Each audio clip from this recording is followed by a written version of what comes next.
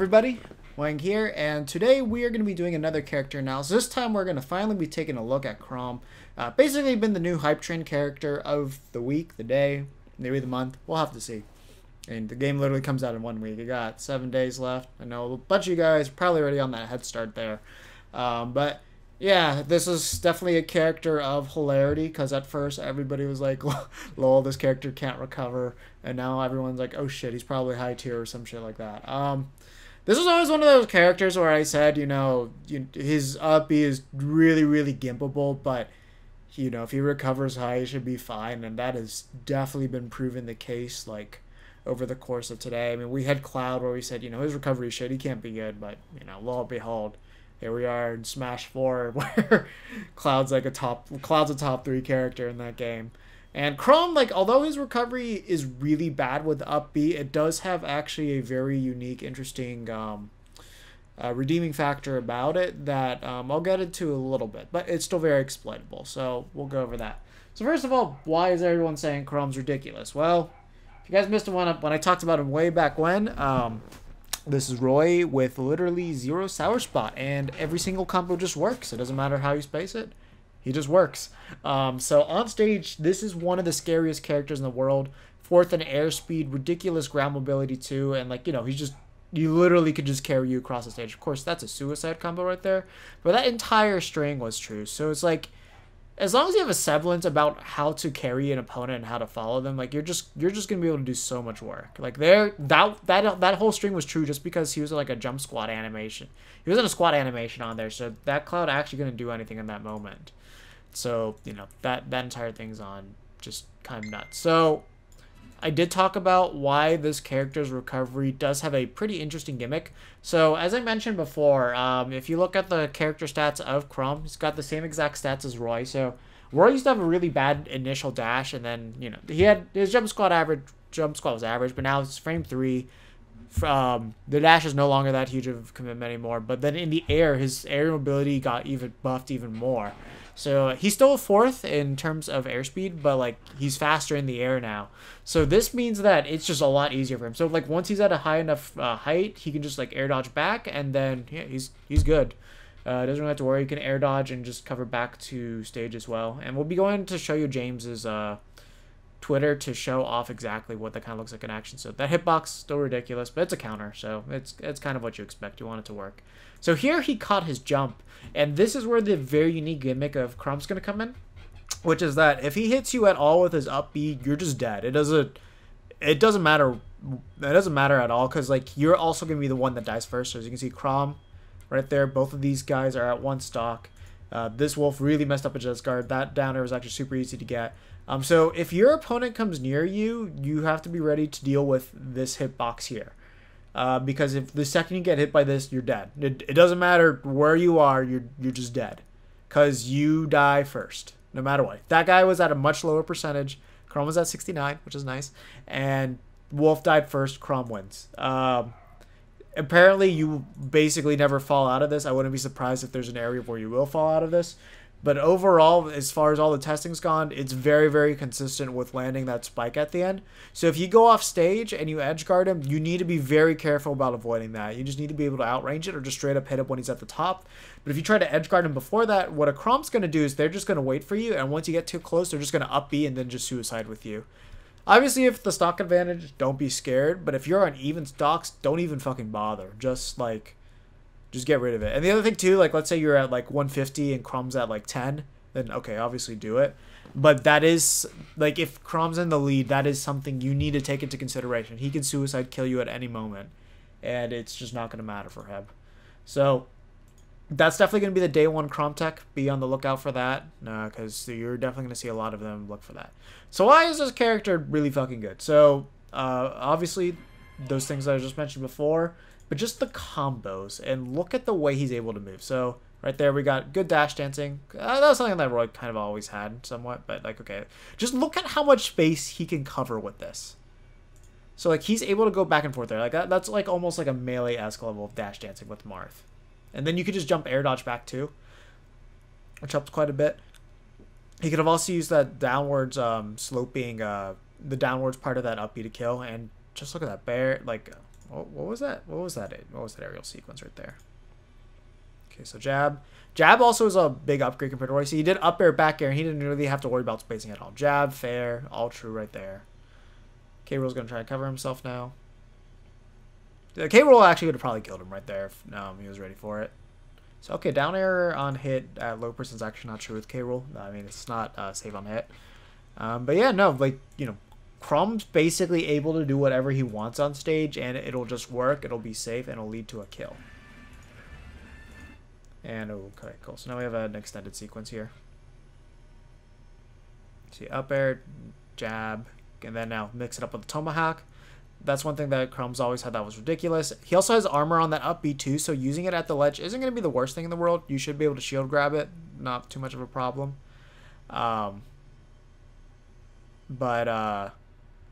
no, like that's actually a viable ledge option. So, like, you might be able to just zero to death them right there. So that's actually something to take into consideration. See, like, look, he just did that out of shield as a buffer option. Let's see how much damage that does too, because I'm actually not too sure. Okay, so he's at 85. Yeah, 85. So that does 25%. Damn. Damn. Okay, that's a great out of shield option. That's nuts. Yeah, Flare Blade, of course, you can turn around with that now. They still call it Flare Blade for some odd reason, even though it's definitely not. And look at that. 140, what percentage was he at? 133. That's K-Rool too. Like, that's going to be one of the hardest motherfuckers to kill. F-Tilt just straight up kills. Doesn't have to worry about the spacing on that too. And he can space it too. See, up air, back air, jab, jab, up air. That was all true. Like, oh god, it's delicious. That's not true. That's not safe. That was actually a really good pair there. Actually, that's a hidden benefit of K-Rool that I never thought about. You know, I know it was a Chrom Analysis.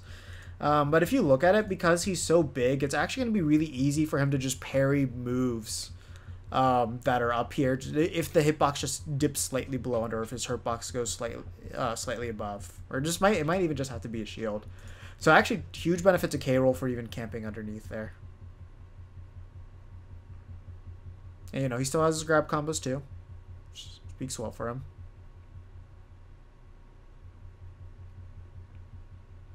Yeah, I tried to cheese him out with that down smash. That ain't gonna work. But as you can see, it's just you're able to exert so much pressure. Like, he's gonna be a big problem for the heavies. Yeah, Nair 1 combos into F smash extremely well. You don't have to worry about spacing. You don't have to worry about timing. It just works. So that's one thing that he has over Roy. Roy, you need to space that Nair for the strong hit in order to combo into things. And like off of up air too, it's a little bit harder to get the combos just because they buff the knockback on it. Because up air with Roy is now a kill move. So yeah, this is a great showcase of the recovery. At least I believe it's this one. Yeah, that's not the recovery. Yeah, see, so he's able to go off stage and he's still able to make it back because of directional air dodge. So as a Chrom player, that's something you just need to get used to. And it gives you a lot of momentum, considering that Chrom has so much drift to him. That's the reason why he's able to do something like that pretty easily. And okay, so this is Chrom recovering from the depths of the blast zone. So this is the unideal way for him to recover because he has to go low, but like he air dodged first, then jumped up B. So you're still able to get a lot of distance, and because like Pichu committed way too hard to that, he wasn't able to get the edge guard to it. So something to keep in mind. And yes, Pichu still got spiked by the up B there. Like, I don't know if Chrom can reverse grab, but if he can do that, like, oh god, that's going to be a very scary thing to come against. And he might have been able to combo off of that. Unfortunately, the clip does cut off there, so we're not able to see more. So yeah, this is where you're going to see Chrom abused the most. It's just heavies in general, just because his sword is so fucking good. And because like a lot of their grab games got nerfed. Against DK, it's probably going to still be pretty scary. And then Ridley's side B has actually got a ridiculous disjoint to it. Yeah, unfortunately, F smash not safe. We can see that he's able to even hit that with up B. Good F tilt there. Yeah, so like there, ideally with like your characters, you're probably gonna want to parry that up B. But you saw look, DC. Oh yeah, also confirmation. Ridley is not a lightweight character. He is a heavyweight character. So everybody says, oh, he died early because he's a lightweight. No, that's not true at all. They just, motherfuckers are strong. See, like Nair F smash, that almost killed at 80% there. If that was at the ledge, definitely would have killed. So that gives you an idea of like the type of strength you're playing with as well. And then that, you know, that does a lot of knockback too. I'm happy to see that the up B doesn't have an incredible amount of lag when you land on ground with Ridley. So that speaks good. But yeah, no, you can just kind of see how good the pressure is with Chrom there. That up B also able to apply a lot of pressure and damage. Yeah, so that string he kind of messed up. He didn't really full run with it. See, up air, not true. And then like, you know, he whip punished him with F smash there just because like, you know, there is like almost no landing lag anymore.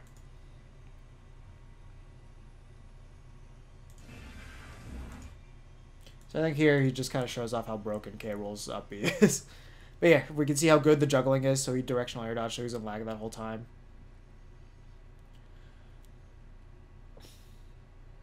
And yeah, see, like if you have a good hitbox out, it's gonna be pretty easy to intercept that up B. But the thing is, you do need to be careful. Yeah, see, K-Roll's gonna make that back. He don't care.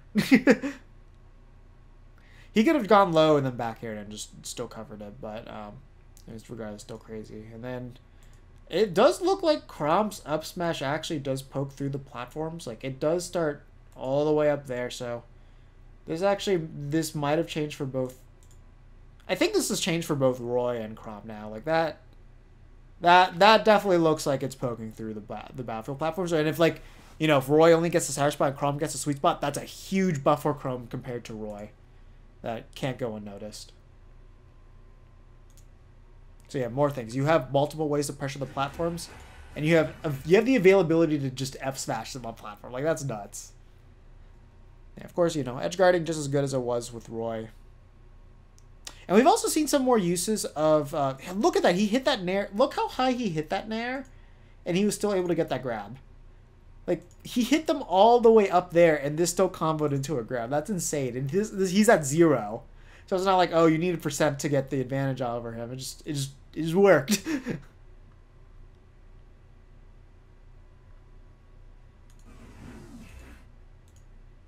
Okay, so let's see what happens here. So forward throw, taunt. Oh, it was just a forward throw taunt show off. Yeah. Okay, so nothing really happening there. And then today he actually. Okay, so I guess they're showing how they adjusted it. Interesting. So yeah, this is also just kind of highlighting some of the important points with the differences between Chrom and Roy. So Roy, it's a lot harder for him to space and get like the Nair 1 confirmed. So like Roy, you can't do the sour spots. You need to get the sweet spot for it to work. I think here he was trying to say that even with the sweet spot it doesn't work. But yeah, as you can see here, yeah, like it doesn't true combo. You can at least air dodge it. If they jump, you're gonna catch them though. So like you could even just charge F smash a little bit and then basically come out on top if you space it. Where Chrom, it really doesn't matter. It's just always gonna work. And that's kind of the story with Chrom. It's just always gonna work. That's like the one thing that you just need to take away from this video. Like, oh, look at that. Like, oh, just 0 ever at all. It just works. I see that you could even combo it into up smash too. So it's like you have multiple paths to take. So if they're lighter, you know, you're going to want to up smash them. And here they kind of show off a difference with like the up airs. Where Roy's, you need to hit the sour spot now, because if you hit the sweet spot, it sends them just way too far. At lower percents, obviously you're still going to be able to combo. He's also doing it the Jigglypuff too. So that's kind of a big difference where it's like with Chrom.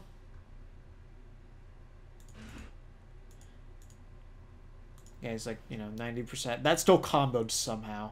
You know, actually, maybe Roy's actually might be able to combo too. He just didn't go for it. Yeah, I mean, if Roy's still able to get the same combo off of it, then that's fine. And like the sour spot, Roy can still combo off of it too. And the sweet spot on Roy should kill earlier. So that's actually really not much of a nerf then. That's just knowing the differences there. So this is a cool tech that he found today actually, which is a new So there's like this tech called pivot teching, which it allows you to basically do a slide. So you can basically do a dash attack with any of your tilt and smash attacks too.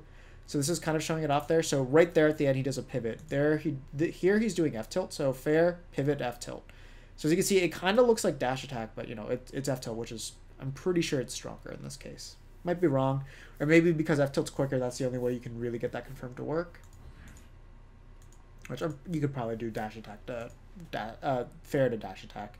And see, look, you're able to do it to F smash. And that's insane. So fair to pivot F smash, killing at 40% on Jigglypuff. See? And boom. Oh, no, too far. Too slow. So the thing is, like, your timing does need to be good. Like there, he messed up. No, he messed up again. Yeah, see? So it's not an easy tech to get, but... And then there. Yeah, see? You're able to get it. Also, DIing out maybe might be able to get you out of it. But like against Chrom, since he doesn't have to worry about that spacing as much, he'll probably still be able to hit you. And, you know, that's literally a kill confirm at 40? Yeah, a kill confirm at 40% on Puff. So the other characters is definitely going to be higher, but that's just scary. Like, just think about it. If I get hit in this quadrant by a fair, I can die. Wait, did they get rid of... Oh, that's a nerf. I mean, everything else about Martha and Lucina is so good that, like, although that's sad and I think that's a dumb change, that's whatever.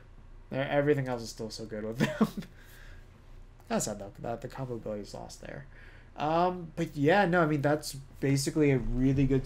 This, like, I'll show you James' videos on Chrom is basically a really good summary on why, like, Chrom's not nearly as bad as everybody thought out to be. Obviously, he's still going to be struggling with recovery just because that up B is so gimpable. Where Cloud at least had, like, Cloud in Smash 4, he was able to air dodge and all that, and then he had... So, like, he was able to do that and then auto snap, or you can't really auto snap here, but you can do directional air dodge into it. Where, like, Cloud could just at least spam air dodge to get back.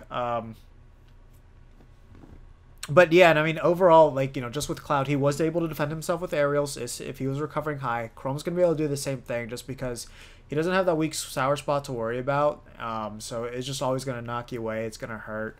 He might even be able to reverse edge guard you in certain situations too. You stall a little bit with side B as well. Is something that I've heard. I haven't seen it in practice yet. So yeah, no, recovering high, you know, not gonna really struggle. Is like that's my guess. Like, he's just gonna be able to fair hit you away. What you're gonna want to focus on doing is you're gonna want to focus on just like sending him very horizontally, so that way you can intercept that up B. But then again, be careful about intercepting up B too. Too early and you get hit by that first hit, you're dead. What you want to do is you need to space around that first hit and then hit him. Try to snipe the jump and then you snipe that. Don't like go brain dead and just get suicided unless you have the upper hand and that's not an option to him. So be very, very cognizant and conscious of that if you're fighting a Chrom. Chrom players, just abuse the fuck out of your buttons. Your buttons are just safe. They're really good. You don't even have to space it, and you're just going to automatically combo into whatever you want. So, like, basically, the one nerf that the one bad thing about him is that recovery, which isn't 100% horrible as long as you're getting launched diagonally up, which that's going to be happening with most of the cases. I think certain characters are going to have better matchups, and those are going to be the ones that send him horizontally, have really good edge guarding tools against him. And then probably a character that's good against sword characters will do pretty well against him because generally they're pretty good at edge guarding too, but that much we'll have to see. And, like, you know, Chrom's going to be able to get pretty get in against like projectile characters pretty easily as well because of his speed and everything, disjoint to deal with them as well. And just because the dash is such a low commitment, you still have the same power shield timing. So as long as you remember those, you'll parry projectiles. So that won't be that bad. So yeah, no, honestly, Chrom's looking really good. Once people start exploiting the recovery more, we'll kind of see how much that affects him. But I do think it's not going to be as severe as people were saying or making it out to be as much. Like, he's not a Little Mac. He's good in the air. So by default, he can't be as bad as Little Mac, which is what people were saying. Like, that they were really dumb for not taking the head in consideration. Like, Mac's airspeed is bad. His aerials are bad too. His airspeed is good. His aerials are really good. And then you can air dodge back on stage too. So it's like the best of every world that you could possibly get with a character like this. He has those, but that is still a legitimate, like, very strong weakness about him. He should be combo food as well, just like Roy is. Big, fast faller, everything like that. Not super heavy. He's about like average, so he won't be the hardest character to kill. Like at least off the side, off the top, the fast fall speed should help him. But yeah, like this character is gonna have an insane punish game. His neutral game, as you can tell, is extremely insane. He can play defensive, aggressive, or just like a super bait punish style. He should be okay. You just need to make sure you adapt to your player's playstyle, and your Chrom's gonna just do work. That's the bottom line. So yeah, I hope you guys, if you didn't check out Chrom before, I hope you'll actually look into him now. You'll give more thought into him. How he's going to stack up against Roy will remain to be seen, because Roy looks really good in this game, and his sour spots actually look good too. So seeing the justification between the two is going to be kind of interesting to see, because I feel like they're both going to be kind of consistent, because I think they have the same amount of range, and just because sour spot was buffed so much in this game, I don't think it's going to be nearly as much of an issue. But if it does like land Chrom just way more earlier kill confirms, then that's going to give him the advantage. But otherwise, if Roy's killing consistently earlier, and he has a better recovery too, because that up B actually has horizontal to it, and it's always been pretty hard to edgeguard that up B in general, then he might come out on top. So we'll just have to see if Chrom's able to cover his weakness enough. Roy does a better job of that. But it might come down more to the on-stage game than anything. We'll just have to see. Yeah, so that's going to do it for this analysis video. Once again, I do have my schedule listed up on my Twitter. Follow me at Dawangthang. I'm going to be posting a lot more content. I just have final weeks coming up, but I am going to get all my videos recorded, so that way you'll have them all. And then I will finally be streaming a lot more once Ultimate drops. Right now, I don't really have too much to stream, but if you guys want me to do a live interactive analysis with you, let me know. I'll do a stream. But for the most part, I'm not planning on doing anything like that just yet, because we don't have a lot of like good long footage to really go down and break down in depth. But yeah, just to remind you guys, I'm going to be, today the Ultimate Meta video came up. The Duck Hunt update is what I'm going to be doing next. Tomorrow's going to be, on Monday, it's going to be the Inkling analysis. The second is going to be how to approach training. Very, very important thing. For all you guys that, played Smash 4, and all of you guys new to Smash Brothers in general, this is a very important topic. Because there's a lot of people that play, and they're like, oh god, I put in so much time. Why am I not good? Why am I getting, 8th? Why am I getting 9th? Or I'm never doing better than, top 16. It's because you need to train effectively. You need to train smartly. And that's something I really want to talk about. It's kind of a topic that a lot of people feel like they know how to approach, but they generally don't. So, very important video. Highly recommend you watch that one. Then we're going to be talking more neutral options in Smash. We kind of went over that a lot in the Ultimate Meta video, so maybe I'll change it. But let me know. Let me know in the comments if you want me to do that video still. If you don't, I'll do a different video. But if not, I'll still cover that one, just because I think neutral is so vastly interesting in this game. At least the possibilities. Then the Incineroar update is going to be the 4th. Then the 5th is going to be a Wolf and Isabelle analysis update. Because, yeah, I've covered those back in the direct. So much more information about them now. And then Thursday, the day of the Ultimate release, is going to be doing the pre-speculation retrospective. So that way, we'll be kind of taking a look at the journey Ultimate's had from these Nintendo Directs to now, and just kind of see how the opinions have shifted, because I think it's interesting to talk about. And yeah, that's going to do it for this video. So guys, yeah, let me know about the Wednesday video if you want me to do the neutral options one. Follow me on Twitter, interact with me on there. Let me know what you think about the schedule, what type of videos you want to see in the future. And if you want to stay updated about when I start streaming and what videos I'm going to be doing, what events I'll go to as well. And with that said, that'll be it. Take care.